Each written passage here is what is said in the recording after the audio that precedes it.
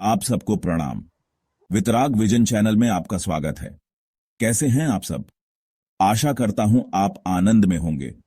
पिछले वीडियो में हमने 8 दृष्टियों में से कांता दृष्टि के बारे में जाना। इसी श्रृंखला को आगे बढ़ाते हुए आज हम प्रभा दृष्टि को जानने का प्रयास करेंगे। प्रभा दृष्टि का बोध। प्रभा दृष्टि का अर्थ है वह दृष्टि जिसमें श्रेष्ठ और भा प्रकाश का समावेश हो। इसमें आत्मा रत्न त्रय, सम्यक ज्ञान, सम्यक दर्शन और सम्यक चरित्र की वास्तविक अनुभूति प्राप्त करती है। इस दृष्टि को सूर्य के प्रकाश के समान प्रखर ज्ञान का प्रतीक माना गया है। मुख्य विशेषताएं। पहला, ध्यान का उद्देश्य। प्रभा दृष्टि में साधक का जीवन ध्यान, चिंतन, भावना और अनुप्रेक्षा में व्यतीत होता है। उनका मन कभी विक्षिप्त नहीं होता। दूसरा, विकल्प रहित अवस्था। इस दृष्टि में साधक लगभग निर्विकल्प अवस्था में रहता है। शुभ या अशुभ भाव उसे स्पर्श नहीं करते। समता का परम सुख यहां अनुभव किया जाता है। तीसरा, प्रशम का सुख। यहां प्रशस्त कषाय जैसे करुणा भी मन को संतप्त नहीं करती। यह सुख इतना उच्च है कि सांसारिक या दैविक सुख इसके सामने नगण्य है। चौथा, शास्त्र और अन्य साधन निरर्थक। इस दृष्टि में साधक को शास्त्रों या बाह्य साधनों की आवश्यकता नहीं होती। वह आत्मा के स्वभाव में स्थिर हो चुका है। पांचवा, समाधिनिष्ठ आचरण। सभी कार्य जैसे भोजन ग्रहण स्वाभाविक रूप से होते हैं।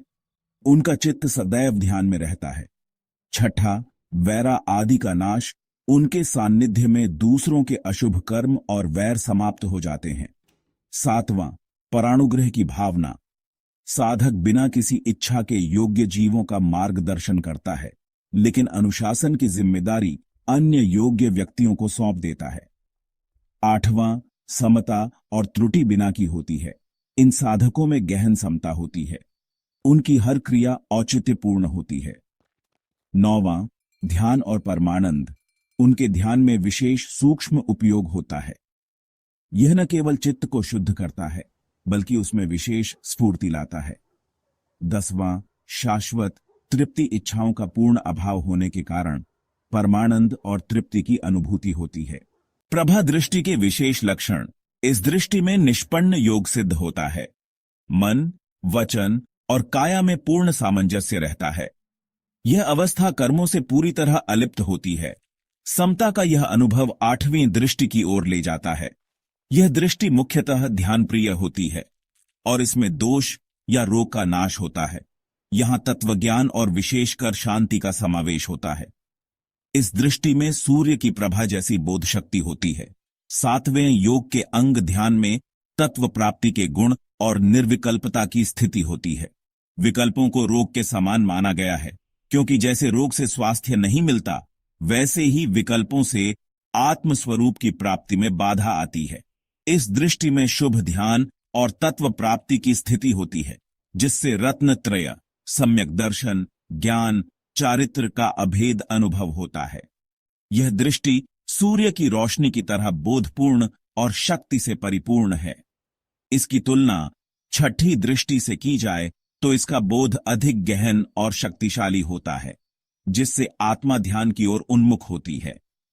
कमजोर बोध विकल्प और अशुभ ध्यान की ओर ले जाता है, जबकि शक्तिशाली बोध शुभ ध्यान और अंततः निर्विकल्पता की ओर ले जाता है। इस प्रकार यह दृष्टि आत्मा को ध्यान और तत्व ज्ञान में स्थिर करती है और मोक्ष की ओर अग्रसर करती है। निष्कर्ष, प्रभा दृष्टि रत्नत्रयी की पूर्ण उपलब्धि और समता की चरम अवस्था है। यह आत्मा को परमानंद के निकट लाकर जीवन मुक्ति की स्थिति प्रदान करती है। दृष्टियों का विषय अत्यंत रोचक और ज्ञानयुक्त होता है, या यूं कहा जाए कि जटिल और भारी भरकम भी।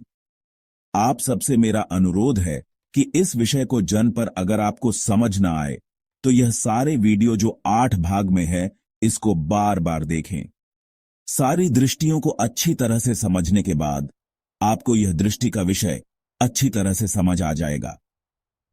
तो आज हमने 8 दृष्टि में से सप्तम दृष्टि प्रभा दृष्टि के बारे में विस्तृत जानकारी ली। अगली वीडियो में हम अष्टम दृष्टि के बारे में जानेंगे, जिसका नाम है परादृष्टि। परादृष्टि कैसी होती है, उसमें हमारा विकास कैसे होता है, इस दृष्टि की क्या पराकाष्ठा है, उसको अच्छी तरह से जानने का प्रयास करेंगे।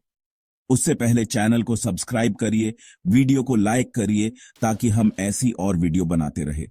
यह जानकारी आपको कैसी लगी, कमेंट में जरूर बताएं।